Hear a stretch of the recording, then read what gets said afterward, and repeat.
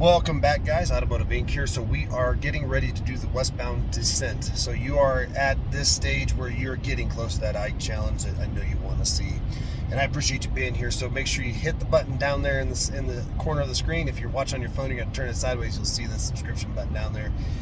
So you can watch it if you're doing on your laptop or whatnot. You'll be able to see it right away. But we are getting ready to head down. And this is funny. If you watched the end of the last video, this guy passed me in his Toyota, whatever that thing is, a Highlander, towing that trailer. And he's going to whip down this westbound steep descent. And, oh my God, people are stupid. But, okay, so we are going to set it at 40 miles per hour. And I want to see how well the transmission does. This is probably the steepest 7 miles you're going to get into without before you hit like a flatten out area or another incline. Typically up here you're going to go up for 2 or 3 miles and you're going to go the other side's not as steep coming out. It has some curves so you can scrub some speed, but nonetheless, okay, we're going to set it at 40 like we did with the Ford yesterday, and we're going to see how the transmission does and how many brake applications I do have to do. If you want to see how the Ford did, you will need to do that. So, sorry, watch that video. So you can see right here where it says vehicles over 26,000 need to be at 35 miles per hour. Again, it's all about control. This is 8 miles, guys. You can afford to back off 8 miles to save heating up your brakes on your tow vehicle, okay? And putting wear and tear on your truck or your car. Because I can tell you this much, that little Toyota, guarantee you that camper's full of baloney inside of it. And it's going to heat those brakes up on the trailer. It only has a single axle, so you're only getting one axle's worth of help coming out of there. So once we hit 60, which is the lawful speed limit here, I'm going to scrub speed down to 50 a little bit. So I'm not jamming on my brakes. I'm just going to slow it down to 50, and then I'm going to hit resume on that the 40, because I think it's going to do okay holding that speed. Now, just because it says the big trucks that need to use this lane, that doesn't mean you can't use it also when you're towing. But just be aware that you're going to come around some of these bends, and these guys are going to be going that 35. So you're going to want to plan your next move before you need to make it, okay?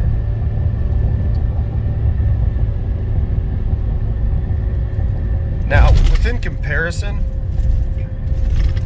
with the Power Stroke and the Duramax coming out of here,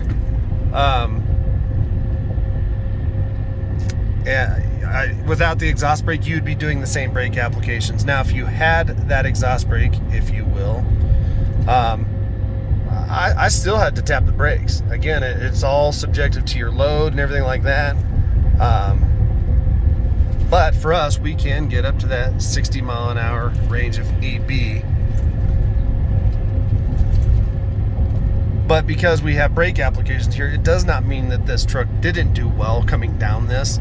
Again, this is probably the steepest 7 miles. And I think that's why a lot of people are so intrigued by the climb, the IKE Gauntlet Challenge, is because it's like 8 miles from a dead stop. Unless you're coming out of Frisco where you have some momentum, you know, a dead stop. I mean, you're coming up out of Silverthorne, and it is a hefty 8 miles versus most other passes are not quite like that, and you have a little bit more momentum coming into it. But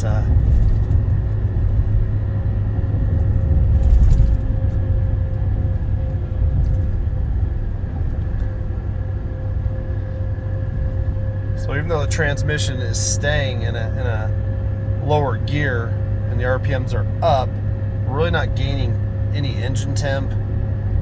The transmission temp has actually went down. So far, I'm right at 3 brake applications coming down this to scrub off some speed. Keeping in mind, I'm not using the shifter. It never got above 60. That was my cutoff of where I was going to back off of it, because I'm trying to keep it at that 40. I wanted to see how it was going to do.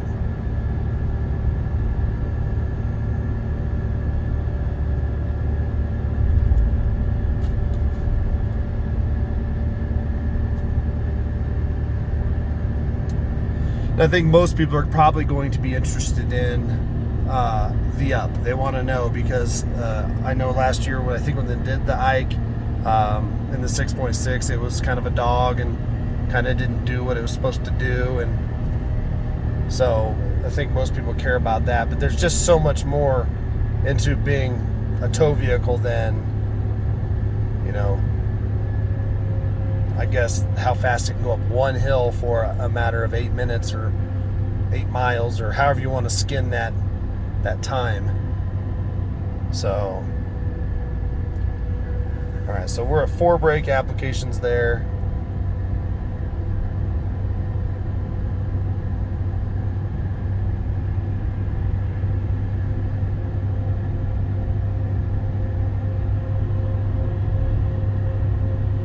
And even in my semi with automated transmission, there are still moments where if I'm loaded, I'm applying the brakes, even with the exhaust brake in stage 3.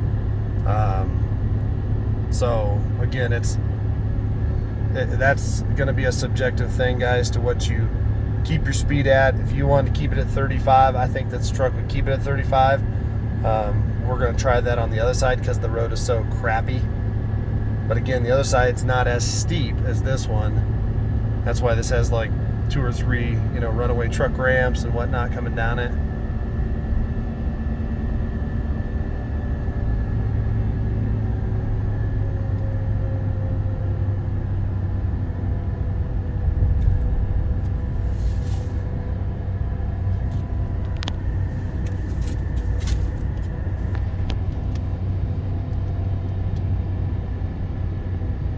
And I think for the most part, most people aren't going to be doing this drive daily. So the fact that the truck can accomplish it, whether the Godzilla can accomplish it, is definitely a benefit. But most people might go over this, once, twice a year, and then they're going to go to their camp spots or whatever.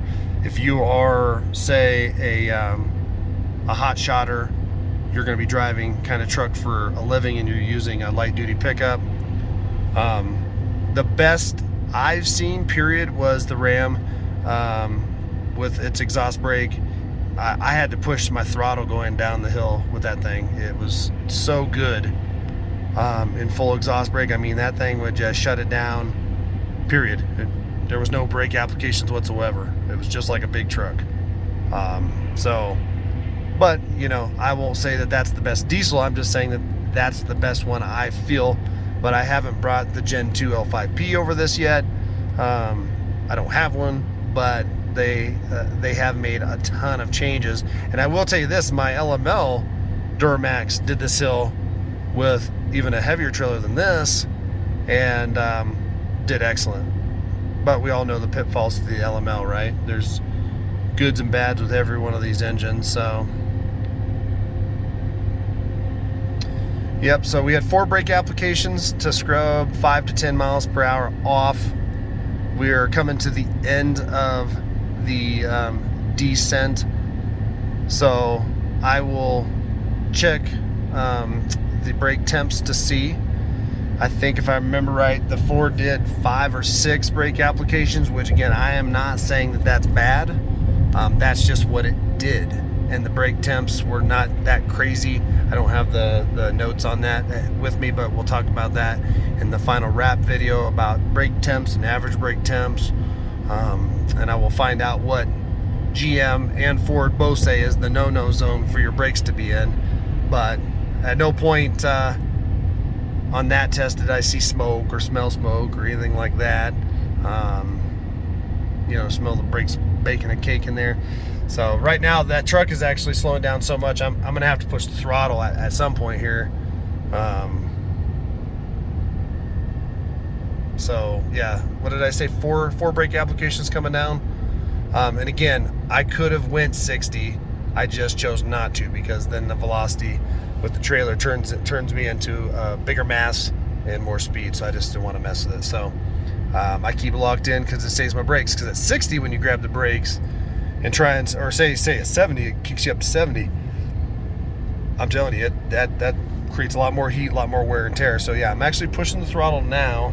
We're gonna speed up and head in here, guys. So I will tell you the brake temp, and then that will be the end of this video.